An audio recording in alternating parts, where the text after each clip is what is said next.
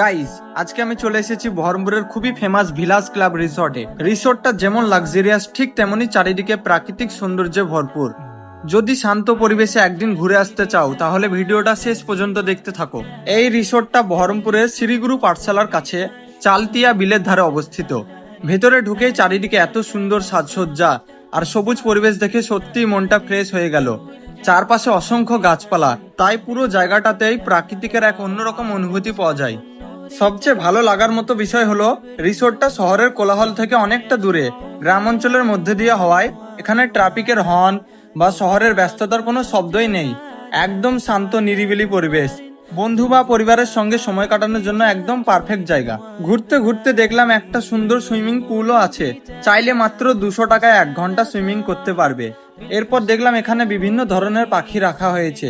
আর একটু সামনে গিয়ে দেখি অনেকগুলো কিউট কিউট খরগোশ। ওদের দেখে তো সত্যি অনেক ভালো লাগছিল। এরপর চোখে পড়লো এখানে সুন্দর দোলনাও আছে, যেটা ছোট এবং বড় সবাই চাপতে পারবে। তাই দেরি না করে আমি এবং আমার বন্ধু ঝটপট দোলনায় চেপে পড়লাম। मजा आ गया भाई, मजा आ गया। এখানে ঘোরাঘুরি শেষ করে চলে এলাম খাবারের দিকে। রিসোর্টের ভিতরে এসি রেস্টুরেন্ট ছিল আর বাইরে ছিল ওপেন ক্যাফে এরিয়া। আমাদের অবশ্য বাইরের ভিউটাই বেশি ভালো লাগলো, তাই আমরা বাইরে বসে খাওয়ার সিদ্ধান্ত নিলাম। বিলের ধারে বসে খাওয়ার যে অনুভূতি সেটা সত্যি আলাদা। আর একটা জিনিস না বললেই নয়, এখানকার প্রায় প্রতিটা কোণই একটা করে সেলফি জোন। তুমি যেদিকেই ছবি তোলো না কেন প্রত্যেকটা ছবি একদম পারফেক্ট আসবে। এরপর আমরা চলে গেলাম বিলের ওপর ভাসমান ক্যাফেতে। সেখানে বসে প্রথমে গরম গরম কফি অর্ডার করলাম। কফিতে চুমুক দিতে দিতে সামনে থাকা সুন্দর প্রাকৃতিক বিল আর ঠান্ডা বাতাসের অনুভূতিটা মনটা একদম ভালো করে দিল।